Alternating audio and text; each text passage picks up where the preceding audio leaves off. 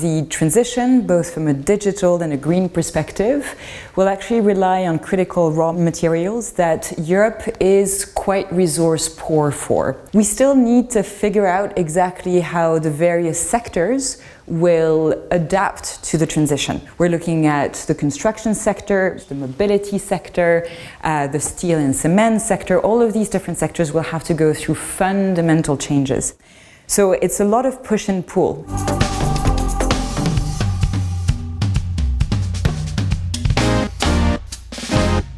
What are the main challenges of the European Green Deal policy today? The first one which is close to my heart, is indeed to think that any transition, even European ones, do not just need to be thought from a European perspective only, but really from a global perspective. It's about how the European Commission and European member states will try to incentivize sectors to move into the direction that is needed to decarbonize and to be fully net zero by 2050.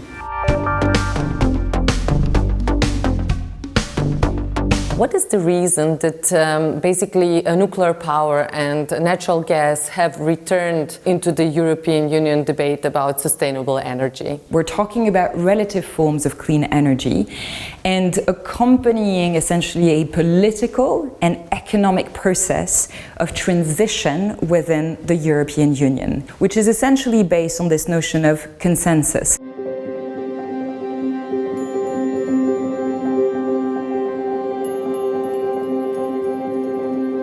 Trying to respect some particular political and economic sensitivities on the side of the French, for example, whilst respecting, other, member states, also Germany and, Eastern European member states in their transition. So it's essentially about how do you pace the transition up to 2030 and 2050? What are the costs of continuing to rely currently on nuclear and gas? And what are the opportunities in political, economic, and social terms? And ensure that along the way, you accompany people in a way that is not prone to shock, economic or social, and that ensures geopolitical, regional, political, and locally economic viable stability. It's a question of prosperity and stability at the same time. What is EU's taxonomy on sustainable finance, and will member states agree on it? The taxonomy is a compilation of different rules. Think of it as a bit of a template to try and guide what is called sustainable investment. So we need public policy actors to tell us what is sustainable, what is not, and how we can guide essentially the very vast amounts of investments in Europe and elsewhere in the world. Europe is not the only actor trying to develop some taxonomies. China is as well, Russia is as well, the US are as well.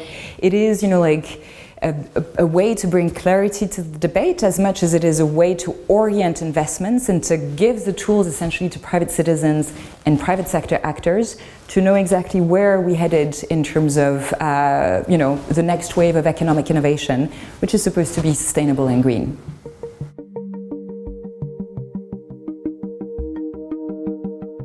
COVID-19, what are the main lessons for sustainability? The first one, very easy. We need more global research cooperation.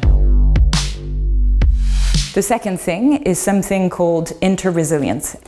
If we do not think of resilience as inter-resilience, meaning interdependent resilience between different regions and between different countries, and as a global phenomenon, then there will be cascading and reverberating effects. But Omicron was already a very, very good lesson to say, wait, resilience is not something which is sovereign.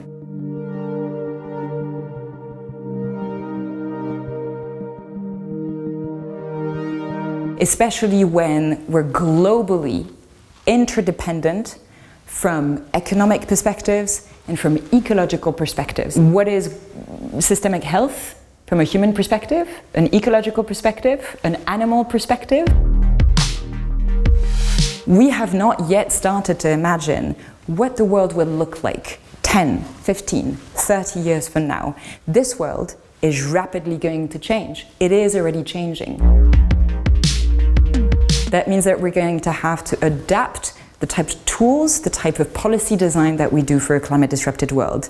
And that means that we're going to have to look at Europe in a vastly different way in terms of its relationships with the rest of the world.